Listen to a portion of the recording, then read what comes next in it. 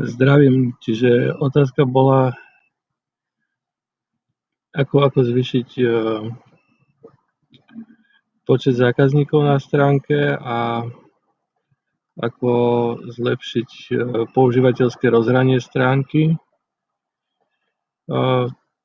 Ja si myslím, že graficky stránka je celkom v poriadku. V podstate je to ťah na bránu, ide o jeden produkt. Čiže konkrétne by som uvažoval o tom, pokiaľ ide o predaj toho produktu, či nezmeniť napríklad tu na tento subscribe na rovno niečo ako order show. Aj keď je to otázne, ale čo mi na tom najviac vadí je, že nie je tu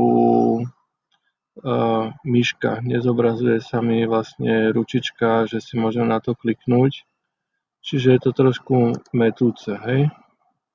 Akože kliknem na to, ale pri refreshi niekedy už sa spätne ako keby kliknúť na to nedá. Nejaká chyba v tom je, neviem, čo je v tom kóde.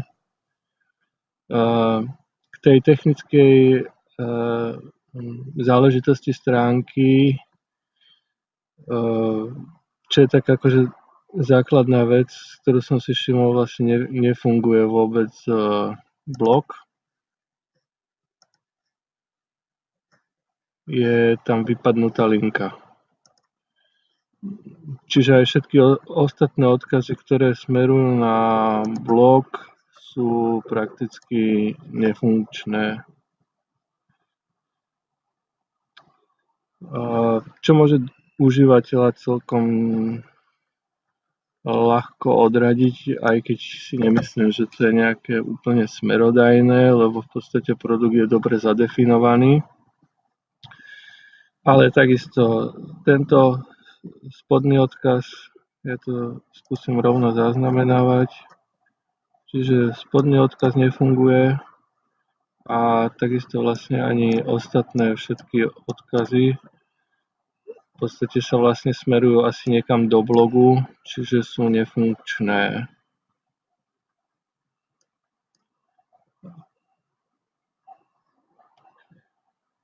Takisto je problém pri otvorení galérie a pravdepodobne pri načítavaní sú tie obrázky aj hodne veľké. Možno by som zvažoval nad tým, teraz to vybehlo rýchlo, ale zvažoval by som možno nad tým, neviem ako sú veľké, či sa nedajú nejako trošku zmenšiť, ale čo je horšie vlastne, že neviem sa vrátiť potom späť na hlavnú stránku cez toto logo. Čiže vlastne tu mi to píše síce, že by to malo ísť na home, ale už ho nevie nájsť, čiže musím ísť back to drone. Je to škoda, lebo prakticky od začiatku tá stránka má potenciál byť ovládaná vlastne aj cez to logo, aj to je vlastne k tomu prispôsobené home, čiže tam by trebalo nastaviť ten link. Produkt je, myslím, že z tohto jasný, takisto sú jasné vlastne tie doplnky. Možno, že by som chcel vidieť ako kompletne, jak je to zabalené, hej, napríklad aj priamo, jak sa to expeduje po prípade, alebo akým spôsobom vlastne je ten produkt posielaný, pokiaľ si ho zakúpim.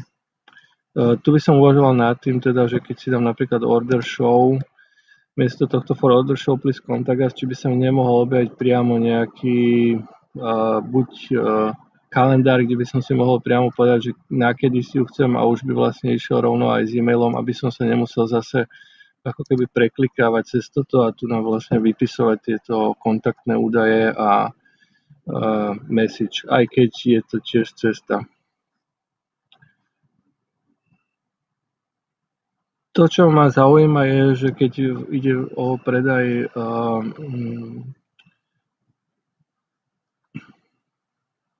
mimo vlastne zahraničný predaj, tak by som zvažoval, či skutočne neurobiť registráciu. Keď si dám do Google, si vás vyhľadám. Foundance. Tak mi chýba mi vlastne tu na vaša Google vizitka, čo niekedy pomáha spresniť, alebo pomáha to ako keby zdôveryhodniť komunikáciu medzi zákazníkom a firmou. Takisto to pomôže aj vo vyhľadávaní, prípadne by som zvažoval, či nenapojiť tú stránku na Google AdWords a ďalšie nejaké prídavné moduly.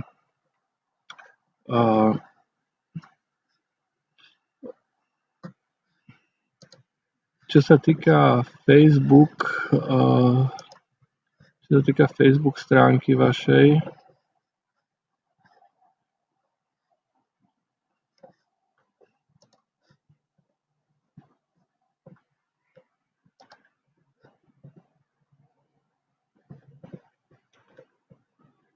by som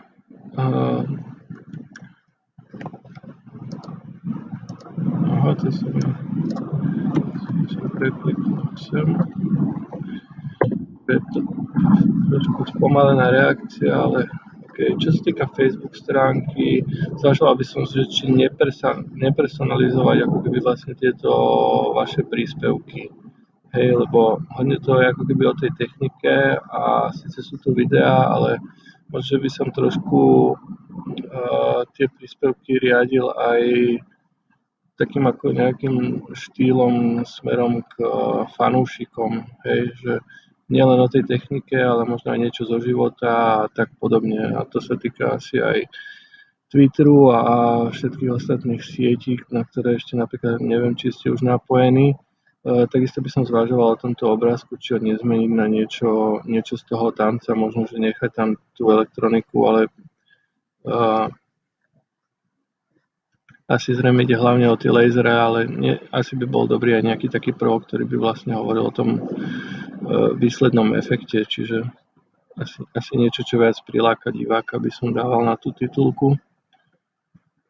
Takisto by som zvažoval o tom, že či nenapojiť tú vašu stránku na napríklad na nejaký ďalší B2B market. Hej. Toto asi nie je úplne najvhodnejší príklad, ale napríklad na Alibabe, čo je vlastne B2B market, je možné nájsť podobný suite, asi nie v takej kvalite, ale v podstate je tu breakdancing, Flat Custom Robot Suite, majú tu aj cenu a zvažoval by som proste napojenie na nejaké ďalšie ako keby odbytištia, hej, že čím viacej tých na rôznych marketplaceoch je ten produkt umiestnený, tak tým sa zvyšuje vlastne tá komunikácia. A takisto to, čo som chcel úplne na začiatku povedať k stránke Foundance, je, čo mňa osobne veľmi zaujíma, je, že keď si kliknem na vás, už je to dneska aj v podstate asi nejaký tretí, možno štvrtý deň, čo som sa tú stránku pozeral a prakticky stále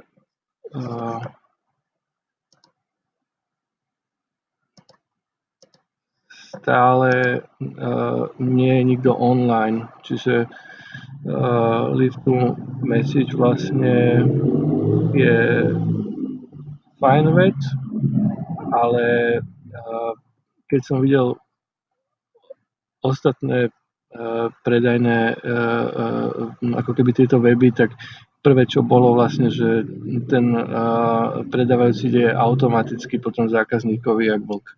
Čiže hneď musí byť online a musí zákazníkovi pomáhať vlastne previeť ho celým tým produktom a snaží sa proste mu byť stále na blízku a naviesť ho na spoluprácu.